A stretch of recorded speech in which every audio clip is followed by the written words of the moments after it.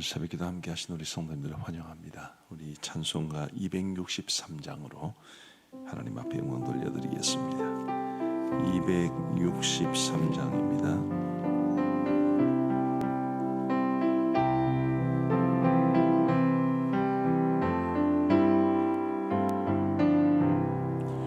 이 세상 험하고 나 비록 약하나 늘 기도 힘쓰면 큰 권능 얻겠네.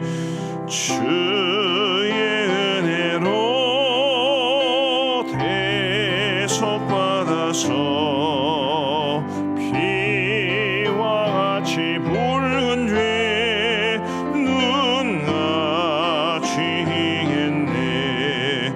주님의 권능은 한없이 크오니 돌과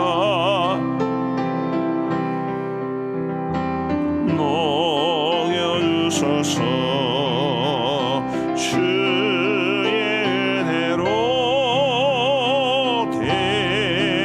받아서 피와 같이 붉은 죄 눈같이 희겠네. 내 마음이 약하여 늘 넘어지오니 주 예수 힘주사 굳세게 하소서. 주의 은혜로 대속받아서 피와 같이 붉은 죄 눈같이 희겠네. 죄사함 받은 후 새 사람 되어서 주 앞에 서는 날 늘 찬송하겠네. 주의 은혜로 대속받아서 피와 같이 붉은 죄 눈같이 희겠네.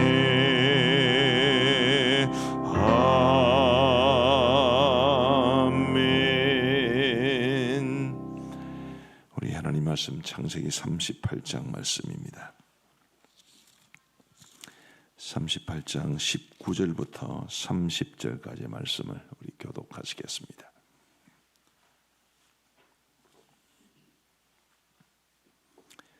창세기 38장 19절부터 30절까지의 말씀입니다. 제가 먼저 19절을 읽겠습니다. 그가 일어나 떠나가서 그 너울을 벗고 과부의 의복을 도로 입으니라. 유다가 그 친구 아둘람 사람의 손에 부탁하여 염소 새끼를 보내고 그 여인의 손에서 담보물을 찾으려 하였으나 그가 그 여인을 찾지 못한지라. 그가 그곳 사람에게 물어 이르되 길곁 에나임에 있던 창녀가 어디 있느냐. 그들이 이르되 여기는 창녀가 없느니라. 그가 유다에게로 돌아와 이르되 내가 그를 찾지 못하였고 그곳 사람도 이르기를 거기에는 창녀가 없다 하더이다 하더라. 유다가 이르되 그로 그것을 가지게 두라. 우리가 부끄러움을 당할까 하노라. 내가 이 염소 새끼를 보냈으나 그대가 그를 찾지 못하였느니라. 석 달쯤 후에 어떤 사람이 유다에게 일러 말하되 내 며느리 다말이 행음하였고 그 행음함으로 말미암아 임신하였느니라. 유다가 이르되 그를 끌어내어 불사르라. 여인이 끌려나갈 때에 사람을 보내어 시아버지에게 이르되 이 물건 임자로 말미암아 임신하였나이다. 청하건대 보소서 이 도장과 그 끈과 지팡이가 누구의 것이니까 한지라. 유다가 그것들을 알아보고 이르되 그는 나보다 옳도다. 내가 그를 내 아들 셀라에게 주지 아니하였음이로다 하고 다시는 그를 가까이 하지 아니하였더라. 해산할 때 보니 쌍태라. 해산할 때에 손이 나오는지라. 산파가 이르되 이는 먼저 나온 자라 하고 홍색 실을 가져다가 그 손에 메었더니 그 손을 도로 들이며 그의 아우가 나오는지라 산파가 이르되 네가 어찌하여 터뜨리고 나오느냐 하였으므로 그 이름을 베레스라 불렀고 그의 형 그 손에 홍색 실 있는 자가 뒤에 나오니 그의 이름을 세라라 불렀더라. 아멘. 어제 일부의 새벽 기도를 인도할 때도 그렇게 운을 뗐습니다마는 여러분이 창세기 38장은 왜 여기 있을까요? 37장에서 이제 요셉이 형들에게 팔려가지고 애굽에 내려갔다. 그리고 39장에서 요셉이 애굽의 보디발의 집에 가서 어떻게 되었다. 자연스럽게 흘러가면 되는데 지금 38장의 이 유다의 이야기가 중간에 들어오지 않았습니까? 아주 전문적으로는 삽입되었다 하고 더 전문적으로는 낀가 들어왔다 그렇게 이야기합니다. 왜 이게 낀가 들어왔을까요? 지금 제가 뭐 말씀드린지 아시겠죠, 그죠? 이게 지금 삽입된 것 같지 않습니까? 왜 이게 여기에 삽입되어 있을까? 여러 가지로 생각해 볼 수 있을 겁니다. 예를 들면 제일 먼저 생각이 나는 것은 요셉이 형들의 잘못을 아버지에게 고자질한 것이 그게 과한 것이 아니었다라는 것을 말해 주는 것이기도 하지요. 유다가 그 형제들 중에서는 그래도 비교적 괜찮았던 사람입니다. 그런데 그 유다의 집안의 죄악이 얼마나 많았습니까? 그죠? 그의 형, 그의 처아들 이제 갑자기 이름이 생각이 안 나요. 엘이 죽고 하나님 앞에서 악해서 죽었다고 그랬습니다. 오난도 죽고 이 유다가 그의 아내를 택한 것 자체가 가나안 사람이었잖아요, 그죠? 2절 38장 2절에 나옵니다. 유다가 거기서 가나안 사람 수아라 하는 자의 딸을 보고 그를 데리고 동참하니 수아라는 이름이 나오면서 굉장히 제 마음속에 기쁨은 있습니다만 어쨌든 가나안 사람이란 말이지. 가나안 사람 이 에서가 가나안 여인을 아내로 취하였기 때문에 부모에게 근심이 되었다. 기억나시죠? 그래서 이 유다의 결혼 생활 자체가 문제가 있는 것입니다. 계속해서 문제가 생기지. 유다가 이제 자기 며느리인 줄 모르고 창녀인 줄 알고 접근했다는 것 자체도 비도덕적인 행위였고, 이 유다의 가정에 비도덕적인 면이 굉장히 많습니다. 그러니 이 요셉이 형들의 잘못을 아버지에게 고해 바친 것이 결코 과한 것이 아니었다라는 것을 말해 주기도 하고요. 또 한편으로는 그래도 어쨌든 예수님은 유다의 가문에서 나오십니다. 유다의 후손으로 이 땅에 오실 것이기 때문에 우리 예수님의 조상의 이야기가 이렇게 좀 부정적인 내용으로 가득 차 있는 게 참 그렇지 않습니까? 저는 제갈공명의 61대 손입니다. 저를 우습게 보시면 안 된다고 제가 어제도 강조했습니다. 근데 삼국지를 쭉 읽어보면 제갈공명에 대한 이야기가 많이 나오죠. 좋은 이야기도 있고 별로 안 좋은 이야기도 있습니다. 좋은 이야기가 나오면 굉장히 기분이 좋아요. 그분이 우리 조상이니까. 근데 별로 안 좋은 이야기가 나오면 굉장히 마음이 불편합니다. 하물며 우리 예수님의 육신의 조상의 이야기가 이렇게 죄로 가득 찬, 죄로 얼룩진 그의 그런 가정이었다고 본다면 이게 참 눈살이 찌푸려질 만한데 성경은 여과 없이 이곳에 그 이야기를 들려줍니다. 왜요? 우리 예수님 죄인을 위해서 이 땅에 오셨거든요. 그것을 우리에게 말해 줍니다. 그럼 예수님이 죄인을 위해 이 땅에 오셨다고 했을 때 우리가 죄 가운데 머물러 있어야 되느냐? 그건 아니지.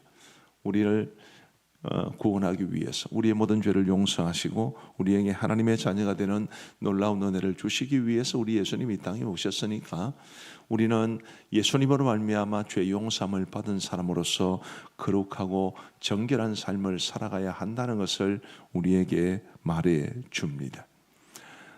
오늘은 19절부터 30절까지의 말씀이니까 이 말씀에서 이제 우리가 경계해야 할 죄에 대해서 또 우리의 영적인 삶이 어떻게 되어야 되는지에 대해서 말씀을 드리겠습니다. 자, 유다가 어쨌든 자기 며느리인 줄 모르고 창녀인 줄 알고 일종의 거래를 했습니다. 그리고 자기가 양떼를 주겠다, 새끼를 주겠다 그랬고, 그리고 그것을 찾아줄 때까지는 뭐 도장과 건과 지팡이, 이게 일종의 신분증이죠. 그 당시에는 이 중요한 신분증을 다 맡겼습니다. 그리고 이제 찾으러 보냅니다. 근데 당연히 없지요. 그리고 시간이 한 석 달 정도 흘렀을 때 며느리 다말이 임신했다는 이야기를 듣습니다. 명백한 음행이죠. 행음했다고 나옵니다. 그래서 유다가 사람을 보내어서 그를 죽이려고 합니다. 근데 24절 말씀을 한번 보십시다. 석 달쯤 후에 어떤 사람이 유다에게 일러 말하되 내 며느리 다말이 행음하였고 그 행음함으로 말미암아 임신하였느니라. 유다가 이르되 그를 끌어내어 불사르라. 구약 성경을 좀 잘 아시는 분들은 아시겠지만 대개 음란에 대한 죄는 돌로 쳐 죽이는 것입니다. 이 불사르라라는 것은 이거는 예사일이 아닙니다. 기독교가 한참 이제 오순절 성령 가문의 사건으로 인해서 교회가 시작되고 한창 퍼져나갈 때에 이 로마에 의해서 엄청난 박해가 주어졌습니다만은 그런 박해의 시대에도 화형은 가장 끔찍한 핍박의 수단이었습니다. 자, 그만큼 유다의 분노가 극에 달했다는 것을 말해주는 거지요.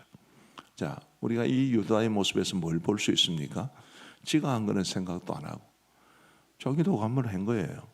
그죠? 자기도 창녀를 찾은 것입니다. 그런데 자기의 죄악에 대해서는 가볍게 생각하고 이 며느리가 행음한 것에 대해서는 극도로 분노하면서 그를 불사르라고 말한 것은 정당하지가 않습니다. 어떤 모습으로도 정당하지가 않지. 그리고 이런 모습은 오늘 우리에게 굉장히 중요한 도전을 줍니다. 다른 사람들의 죄에 대해서는 분노하는 우리가 우리 자신의 죄에 대해서는 얼마나 관대한가라는 것을 생각해 보게 합니다. 이제 곧 명절입니다만은 명절이 되면 참 우리나라 사람들이 갈등이 많아진다고 그래요. 어느 가정이든지. 근데 그런 갈등들이 보면 다 자기 중심성이 그 밑바탕에 있습니다. 니는 뭐하노? 그럼 니는 뭐하는데? 이런 이야기들이 서로 간에 얼마나 많이 있습니까? 다 자기 중심적이죠. 이 유다의 모습에서도 그것을 볼 수 있습니다. 그리고 이것은 명백하게 하나님 앞에서도 합당하지 않다는 것을 말해 줍니다. 어제 창세기 38장 1절부터 18절까지의 말씀에서도 이 유다와 또 그 가정의 죄악에 대한 이야기가 많았습니다만은 오늘 이 본문에서는 우리에게 말을 해주는 것이 그 죄악된 모습이 바로 이것인 줄 알고 쉽게 다른 사람들을 정죄하는 모습이 우리 가운데 있지는 않은지를 깊이 한번 돌아볼 수 있으면 좋겠습니다. 그러면서 오히려 다른 사람에게는 관대하고 자기 자신에게는 엄격해야 정상이 아닌가. 그래야 우리가 하나님 앞에 더 거룩하게 살아갈 수 있지 않은가라는 생각을 하게 됩니다. 그래서 우리 그리스도인들이 다른 사람들에 대해서는 정죄하고 자기 자신에게 대해서는 관대한 그런 모습이 아니라 나에게는 오히려 더 철저하고 나의 삶은 더 하나님 앞에 거룩하게 살아가려고 몸부림치고 다른 사람의 실수나 허물에 대해서는 품어주고 용납해주고 용서해주려는 그런 모습을 통해서 우리가 더 거룩함에 이르는 더 예수님 닮은 모습으로 살아갈 수 있게 되기를 간절히 바랍니다. 다말에 대해서 한번 생각해 보시죠. 이 다말이 한 일은 정당화될 수 있겠습니까? 오늘 일부 새벽기도 시간에 우리 이강근 목사님께서 설교를 하시는데 사실은 이 다말에 대해서 긍정적인 모습이 있기도 합니다. 시드니 프레이다누스라는 유명한 화란의 개혁주의 신학자가 있는데 저희 교단 신학자이신 변종일 교수님의 은사이기도 하시죠. 그런데 이 프레이다누스 같은 분은 이 다말의 행위를 믿음의 행위로 인정하기도 합니다. 그것은 이제 단지 그냥 아이를 낳겠다 뭐 그런 차원이 아니라 지금 유다가 이 며느리를 말하자면 쫓아낸 것 아닙니까? 자유하게 한 것도 아니고 친정으로 보내면서 수절하라라는 말을 합니다. 그러나 셀라가 장성했음을 보고도 주지 않았지요. 그런 상황 가운데서 이 여인이 선택할 수 있는 길은 지극히 제한적이었을 겁니다. 그러면서 이 말하자면 아브라함의 그런 정손부가 아닙니까, 그죠?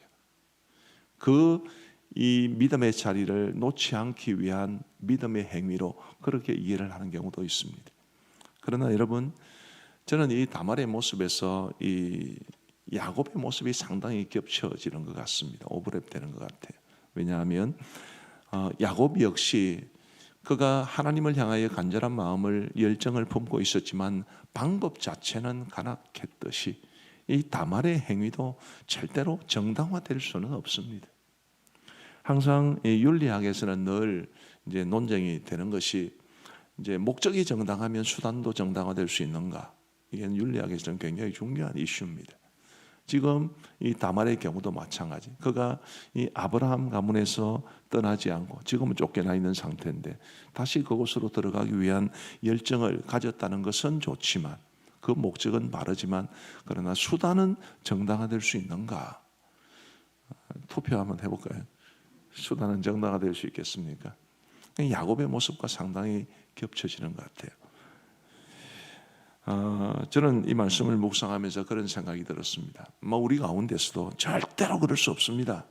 그렇게 말씀하시는 분들도 계실 겁니다. 그런데 제가 가만히 생각을 해보면 야곱과 같은 사람이 오늘 이 시대에도 분명히 있습니다. 다말 같은 사람이죠. 믿음은 좋은데 신앙의 열정도 가지고 있는데 계속 사람들하고 부딪히고 그런 분들이 계세요. 그런데 또 한편으로는 에서 같은 사람도 있습니다. 에서는 정말 남자 같은 사람이었지. 아주 젠틀한 사람이었습니다. 인간적으로는 별로 흠이 없는 사람입니다. 그러나 영적인 일에는 별로 관심이 없어요. 그런 것처럼 점잖고 참 사람은 괜찮은데 신앙의 열정이 없는, 자, 어느 쪽이 더 정당한가? 어느 쪽이 더 하나님 앞에 기쁨이 되는가? 잘 모르겠습니다. 사람 따라 조금씩 다르겠지만 어쨌든 구약 성경은 야곱 쪽의 손을 들어주고 있습니다. 그죠?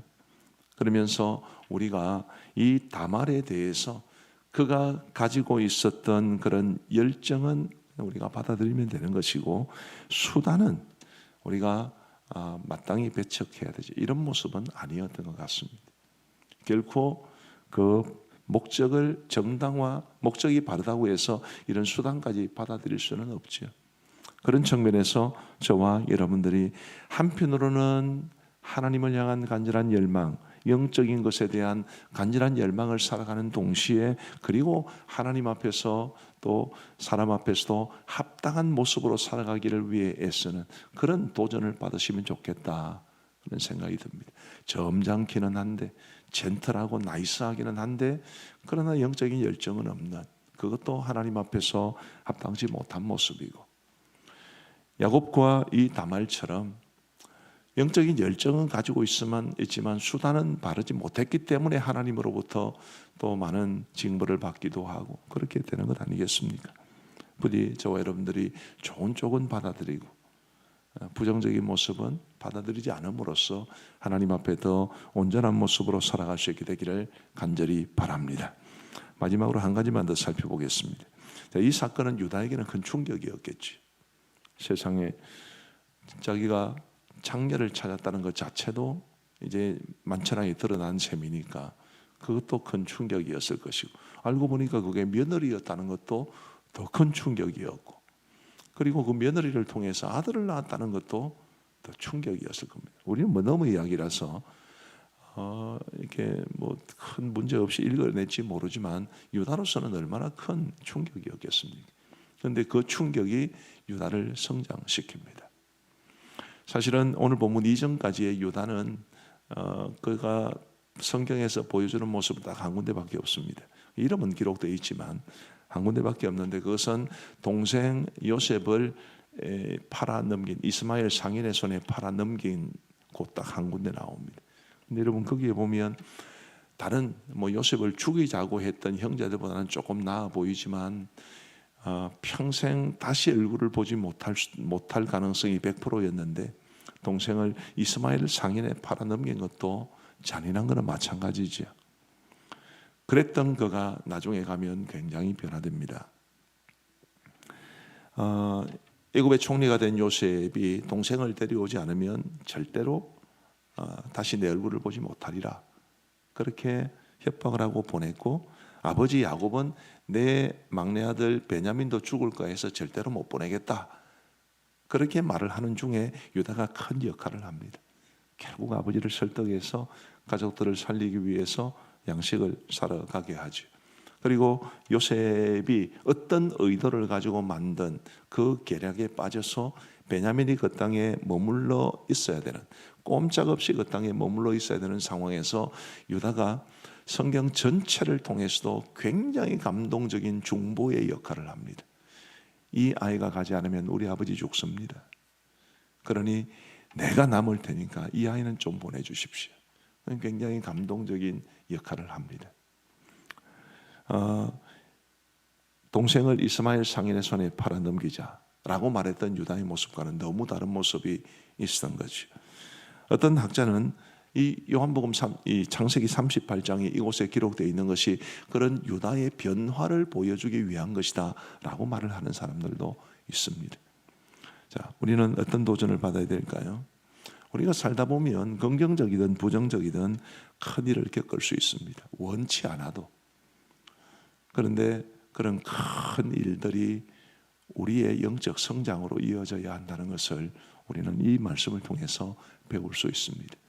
코로나는 2년 넘게 우리의 곁을 떠나지 않고 힘들게 하고 있는데, 이것은, 이 큰 사건은 오늘 저와 여러분들에게, 우리 교회와 우리 가정에 어떤 변화를 가져다 주었습니까? 아무 변화가 없습니까? 아니면 부정적입니까? 아니면 긍정적인 변화가 있습니까? 인생의 크나큰 사건을 통해서 우리가 하나님 앞에서 우리의 모습을 돌아보고 영적으로 성장해야 한다는 것, 그것이 오늘 이 본문을 통해서 하나님이 우리에게 주시는 도전이라 생각을 하시고, 우리가 개인적으로 겪는 어려움이든 코로나와 같은 전 사회, 아니 전 세계적으로 겪는 어려움이든 어떤 어려움이든지 그것을 통해서 주님께 한 걸음 더 가까이 나아가 우리의 인격이 성장하고 우리의 삶의 모습이 변화될 수 있는 그런 은혜가 있게 되기를 간절히 소원합니다. 우리 기도하시겠습니다. 오늘 우리 말씀을 생각하시면서 기도하시면 좋겠습니다. 하나님이 어떤 도전, 어떤 교훈을 주시는지 알 수 없지만 그것을 가지고 우리 함께 기도하시면 좋겠습니다. 자비로우신 하나님 아버지, 감사합니다. 주님, 오늘도 저희들에게 하나님 앞에 새벽자단 싸울 수 있는 은혜를 허락하여 주시고 우리에게 말씀해 주신 것을 진심으로 감사합니다. 자비하신 아버지 하나님이여, 유다와 그의 가정에 있었던 이런 비극적인 사건, 비도덕적이고 비난받아 마땅한 이런 사태를 바라보면서 주님이여, 우리는 어떤지를 돌아볼 수 있도록 인도하여 주옵소서. 자비하신 아버지 하나님이여, 유다 역시 창녀를 찾는 그런 죄악된 모습을 행하였으면서도 자신이 행음했다고 생각했던 며느리는 불사를 하고 말할 만큼 분노로 가득했던 모습을 보면서 이게 곧 우리의 모습은 아닌가 생각해 봅니다. 자비하신 아버지 하나님, 나의 잘못에 대해서는 각종 변명으로 일관하고 다른 사람들의 허물과 죄에 대해서는 분노하는 모습이 우리 저 가운데 있지 아니하도록 인도하여 주옵소서. 자비하신 아버지 하나님이여, 다말처럼 목적이 순수하다 하더라도 결코 그 수단마저 정당화될 수는 없는 것처럼 하나님이여, 하나님을 향한 열망을 가진 동시에 그 방법조차도 그 수단조차도 하나님의 뜻에 합당한 것이 될 수 있기를 간절히 원합니다. 자비하신 아버지 하나님이여, 간절히 원하옵기는 큰 인생의 문제를 겪을 때마다, 내가 경험하는 아픈 상황 속에 있을 때마다 나의 모습을 돌아보게 하여 주시고 그것이 영적으로 인격적으로 변화되고 성장할 수 있는 계기가 되어서 제 삶이 더욱 하나님을 닮아갈 수 있도록 인도하여 주옵소서. 우리의 sep시수련회를 위해서 중보하시면 좋겠습니다. 이제 오늘 밤이 마지막입니다. 우리 아이들에게 정말 말씀의 은혜가 풍성히 임할 수 있도록 은혜를 베풀어 주옵소서. 혹시라도 코로나로 인해 어려움을 겪는 경우가 발생하지 아니하도록 인도하여 주옵소서. 우리 간절한 마음으로 기도하시겠습니다. 자비하신 아버지 하나님이여, 간절히 바라옵고 소원하옵기는 우리 SFC 겨울 수련회를 통해서 우리 학생들이 우리 하나님 앞에서 정말 은혜를 체험하고 예수님을 깊이 만나고 자신의 신앙을 가지게 하여 주시고, 아버지 하나님, 그럼으로써 우리 하나님이 기뻐하시는 아름다운 믿음의 사람으로 잘 성장해 갈 수 있도록 주님께서 도와주시기를 간절히 원합니다. 아버지 하나님이여, 풍성한 말씀의 은혜가 있게 하여 주시고, 아버지 하나님, 우리 아이들이 찬양을 통해서 그들의 마음을 뜨겁게 하나님 앞에 드리게 하여 주시고, 주님 기도하면서 그들의 모든 것을 주님 앞에 쏟아내고 우리 주님 앞에 헌신하며 결단하며 자신의 죄를 자백하고 하나님 앞에 믿음으로 살기를 소망할 수 있도록 인도하여 주시기를 간절히 원합니다. 주님, 오늘도 계획된 모든 프로그램들이 은혜 가운데 진행되게 하여 주시옵고, 우리 주님께서 우리 학생들에게 주시기로 작정하신 모든 좋은 복이 풍성하게 임할 수 있도록 우리 아버지 하나님 도와주시기를 간절히 원합니다. 하나님이 함께하여 주시고 도와주시고 은혜를 베풀어 주시옵소서. 자비하신 아버지 하나님이여, 코로나로 지금 많은 걱정과 염려가 있는 상황 가운데 있사온데, 주님이 우리 SFC 수련회는 이 코로나로 인해 어려움을 겪는 경우가 결단코 없도록 인도하여 주시옵고, 하나님께서 우리 SFC 수련회와 이 수련회에 참여한 모든 이들을 주님의 능력의 장족에 꼭 붙잡아 주옵소서. 하나님이여, 우리 경남도의 산하 모든 교회에 우리 중고등부 운동원들을 기억하여 주시고 은혜의 하나님 앞에 더욱더 우선한 굳건한 믿음의 사람으로 세워질 수 있도록 하나님 도와주시며, 우리 SFC를 통한 하나님의 뜻도 아름답게 이루어질 수 있도록 인도하여 주옵소서.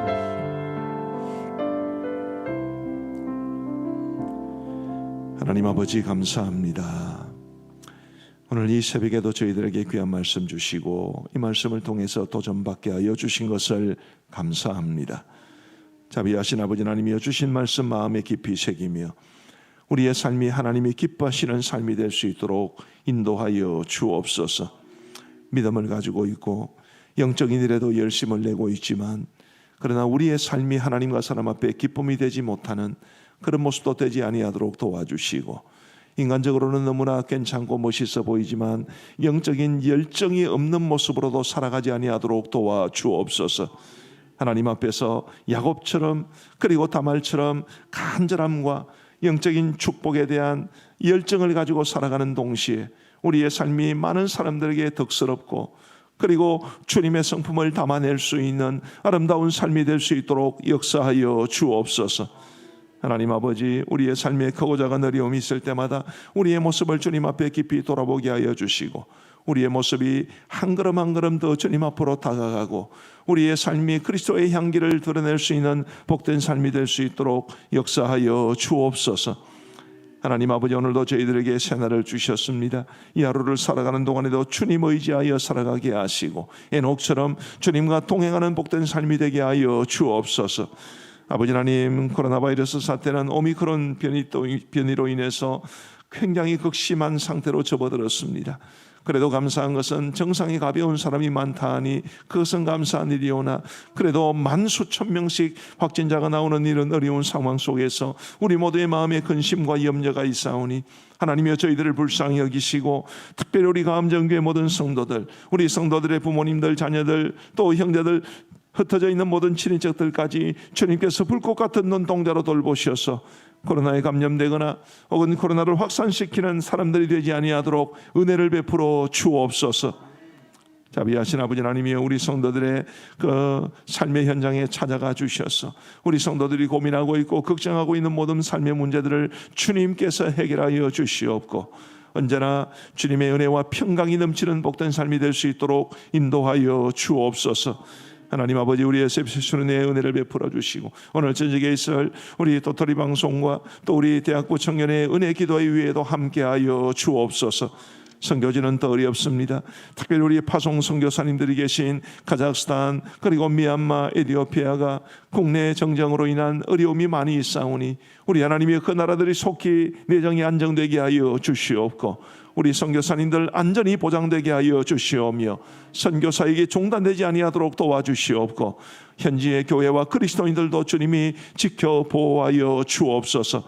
우리 원로 목사님을 비롯한 모든 파송 선교사님들, 모든 협력 선교사님들 어디에 있든지 주님 불꽃 같은 눈동자로 지켜주시고 출입을 보호하여 주옵소서.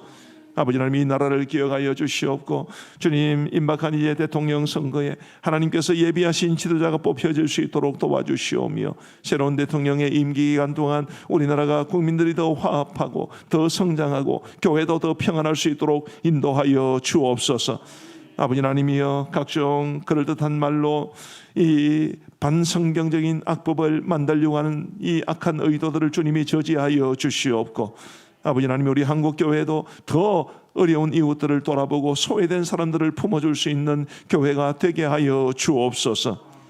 자비하신 아버지 하나님, 이제 우리가 개인적으로 기도하는 시간이 오니 우리가 개인적으로 기도할 때 주님과의 깊은 교제가 있게 하시고, 우리 주님께서 우리 성도들의 간절한 기도에 귀 기울여 응답해 주시는 은혜도 허락하여 주옵소서. 감사하오며 예수님 이름으로 기도하옵나이다. 아멘. 개인적으로 기도하시겠습니다.